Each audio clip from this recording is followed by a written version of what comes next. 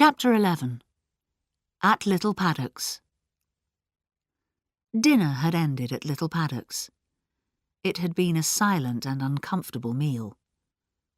Miss Blacklock had come downstairs again, but she had stopped trying to be cheerful. Mitzi had announced that she was frightened and that she was going to lock herself in her room, so Julia had cooked the dinner instead. Now they were in the sitting room, with coffee on the small table by the fire. Nobody seemed to have anything to say. At 8:30, Inspector Craddock telephoned. "I shall be with you in about a quarter of an hour's time," he said. "I'm bringing Colonel and Mrs. Easterbrook and Mrs. Swetnam and her son with me." "Have you found Miss Marple?" asked Miss Blacklock. "No," said the inspector, and put down the phone. Julia took the coffee cups back to the kitchen. To her surprise, she found Mitzi there. "See what you have done in my nice kitchen," said Mitzi. "You have ruined all my pans. I only use this pan for eggs, and you have used it for frying onions." The doorbell rang. Julia went to the door and opened it. It was Miss Hinchcliffe. "Good evening," she said in her deep voice. "Sorry to burst in. I expect the inspector's telephoned." "He didn't tell us you were coming," said Julia, leading the way to the sitting room. "He said I needn't come, but I wanted to." "Turn all the lights on," said Miss Blacklock, "and put more coal on the fire. I'm cold, horribly cold. Come and sit here by the fire, Miss Hinchcliffe." "Mitzi's come down again," said Julia. "Has she? Sometimes I think that girl's mad, quite mad." The sound of a car was heard outside. A few minutes later, Craddock came in with Colonel and Mrs. Easterbrook and Edmund and Mrs. Swetnam. They were all curiously quiet. "Ha! A good fire," said the Colonel, but his voice sounded thin and weak.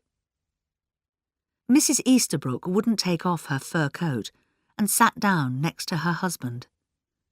Her face, usually pretty, was like the face of a little trapped rat.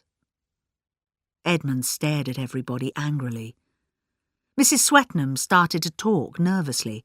She talked and talked. "Mother," said Edmund at last, "can't you shut up?" "Of course, dear.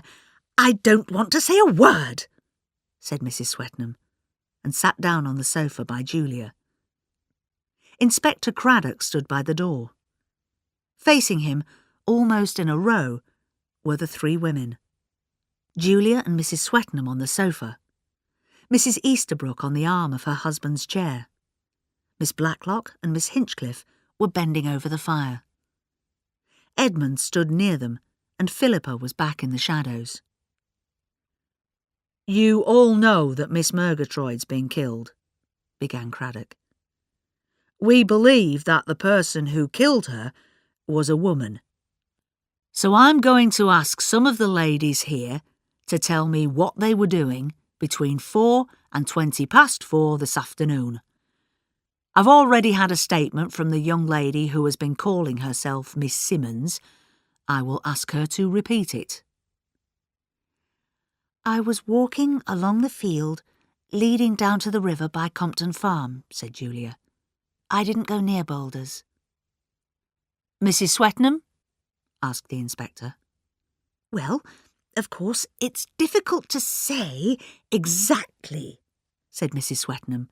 "I think I was doing some sewing, but if I wasn't, I was doing some gardening. No, that was earlier, before the rain." "The rain," said the inspector, "started at 4:10 exactly." "Ah, it was raining so hard that water was coming through the roof. I thought the pipes outside must be blocked again with dead leaves. I called Edmund, but he didn't answer, so I went outside to clean the pipes myself. It took a long time, but I cleared out all the leaves. Then I came in and made tea. Did anybody see you when you were outside? Asked Inspector Craddock. No, said Mrs. Swetnam, but you can look at the pipes. They're beautifully clean. Did you hear your mother call to you, Mr. Swetnam? No, said Edmund. I was asleep. Edmund, said his mother, I thought you were writing. Inspector Craddock turned to Mrs. Easterbrook. I was sitting with Archie in his study, said Mrs. Easterbrook, fixing wide, innocent eyes on him. We were listening to the radio together, weren't we, Archie? There was a pause. Colonel Easterbrook was very red in the face. He took his wife's hand in his. You don't understand these things, Laura, he said. He turned to the inspector. My wife, you know, has been terribly upset by all this. She's nervous and doesn't understand the importance of thinking before she makes a statement. Archie, cried Mrs. Easterbrook, are you going to say you weren't with me? Well, I wasn't with you, my dear, was I? I was talking to Lampson, the farmer over at Croft End, about some chickens. I didn't get home until after the rain had stopped. And had you been out too, Mrs. Easterbrook? The pretty face looked even more like a small rat. No, I just sat listening to the radio. I'd been out earlier, about 3:30, just for a little walk, not far. That's all, Mrs. Easterbrook, said Craddock quietly. Why don't you ask the others where they were? Said Mrs. Easterbrook sharply. That Hames woman, and Edmund Swetnam. How do you know he was asleep indoors? Inspector Craddock said quietly, Before she died, Miss Murgatroyd made a certain statement. On the night of the hold-up here, someone was absent from this room. Miss Murgatroyd told her friend the names of people she did see. She then discovered there was someone she did not see. Amy was over there behind the door, where Inspector Craddock is now, said Miss Hinchcliffe. She was the only person who could see anything of what was happening. Aha! That is what you think, is it? Shouted Mitzi, as she threw open the door excitedly. Ha! You do not ask Mitzi to come in here with the others, do you? I am only Mitzi. Mitzi in the kitchen. Let her stay where she belongs. But I tell you that Mitzi can see things as well as anyone, and perhaps better. Yes, better. Yes, I see things. I saw something the night of the burglary. I saw something, and I did not quite believe it. I think to myself, I will not tell what I have seen. Not yet. I will wait. And when everything had calmed down, you meant to ask for a little money from a certain person, eh? Said Craddock. Mitzi turned on him like an angry cat. And why not? Especially if one day there will be money, much, much money. Oh, I have heard things. I know about this Pippennemmer, this secret society which she looked at Julia, works for. Yes, I was waiting before I asked for money, but now I am afraid. So I will tell what I know. All right, said the inspector. What do you know? I will tell you, said Mitzi. On that night, I am not in the kitchen cleaning silver, as I said. I am already in the dining room when I hear the gun. I look through the keyhole. The hole is black, but the gun goes off again and the torch falls, and it swings round as it falls. And I see her. I see her there close to him with the gun in her hand. I see Miss Blacklock." "Me?" Miss Blacklock sat up in surprise. "You must be mad." "But that's not possible," cried Edmund. Craddock interrupted, with a voice as cold and sharp as a knife. "Isn't it, Mr. Swetnam? And why not? Because it wasn't Miss Blacklock who was standing there with the gun. It was you, wasn't it? You took Colonel Easterbrook's gun. You made the arrangement with Rudy Shirts. When the lights went out, you hurried through the oiled door. You shot at Miss Blacklock, and then you killed Rudy Shirts. A few seconds later, you were back in the sitting room." For a moment, Edmund could not speak. Then he said, "That's a crazy idea. Why me? What motive had I got?" "If Miss Blacklock dies before Mrs. Girdler, 2 people inherit her money, remember? The 2 that we know of as Pip and Emma. Julia Simmons is Emma." "And you think I'm Pip?" Edmund laughed. "That's crazy." "He isn't Pip." The voice came from the shadows in the corner. Philippa Hames came forward, her face pale. "I'm Pip." "You, Mrs. Hames?" "Yes. Everybody has been thinking that Pip was a boy. Julia knew, of course, that her twin was another girl. I don't know why she didn't say so this afternoon." "Family loyalty," said Julia. "I suddenly realised who you were. I'd had no idea until that moment." "I'd had the same idea as Julia," said Philippa, her voice shaking a little. "After I lost my husband and the war ended, I wondered what I was going to do. My mother died years ago. I found out about my Girdler relations. Mrs. Girdler was dying, and after her death, the money would go to a Miss Blacklock. I found out where Miss Blacklock lived, and I came here. I hoped that Miss Blacklock might, perhaps, help me with Harry's education.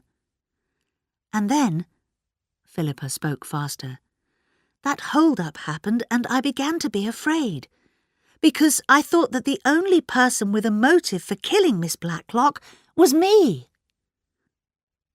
She stopped and pushed her fair hair back. Craddock suddenly realised that the photograph in the box of letters was a picture of Philippa's mother. They looked the same. He knew too why the mention of closing and unclosing hands had seemed familiar. Philippa was doing it now. "Miss Blacklock has been good to me," said Philippa. "Very, very good to me. I didn't try to kill her. I never thought of killing her. But I'm Pip," she added. "You see, you needn't suspect Edmund any more." "Needn't I?" said Craddock. "Edmund Swetnam's a young man, perhaps, who would like to marry a rich wife. But she wouldn't be a rich wife unless Miss Blacklock died before Mrs. Girdler. So he had to make sure that happened. Didn't you, Mr. Swetnam?" "It's a lie!" Edmund shouted. And then, suddenly, a sound was heard from the kitchen. A long, high scream of terror. "That isn't Mitzi!" cried Julia. "No," said Inspector Craddock. "It's the murderer." When the inspector had started shouting at Edmund Swetnam, Mitzi had left the sitting room quietly and gone back to the kitchen. She was running water into the sink when Miss Blacklock entered. "What a liar you are, Mitzi," said Miss Blacklock. "And that isn't the way to wash up. Wash the silver first and fill the sink right up. You haven't got enough water in there." Mitzi turned the taps on obediently. You are not angry at what I say, Miss Blacklock? She asked. Shall I go and say to the inspector that I made it all up? He knows that already, said Miss Blacklock pleasantly. Mitzi turned off the taps.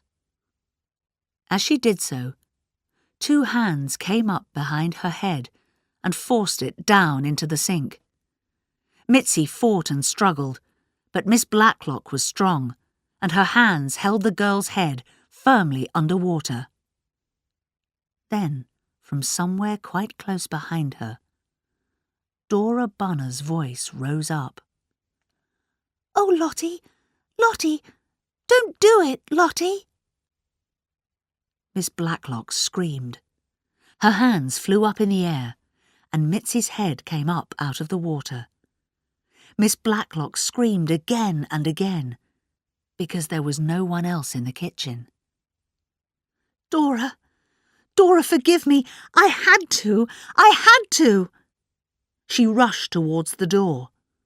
Suddenly, Sergeant Fletcher stepped out of the cupboard where the brushes were kept. Miss Marple stepped out behind him. "I'm very good at imitating people's voices," said Miss Marple.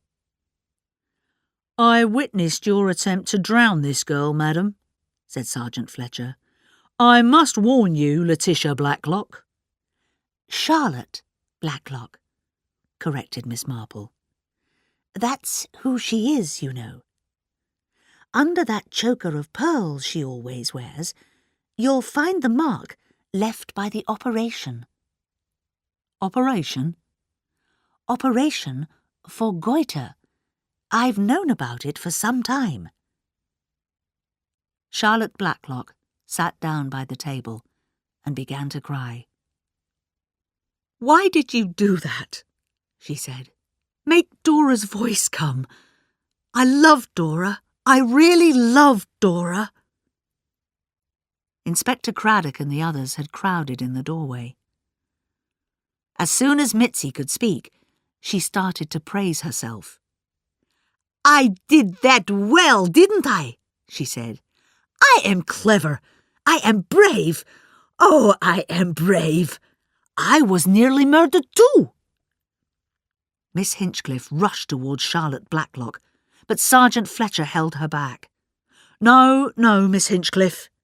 Let me get at her, Miss Hinchcliffe was saying. Just let me get at her. She killed Amy Murgatroyd. Charlotte Blacklock looked up. I didn't want to kill her.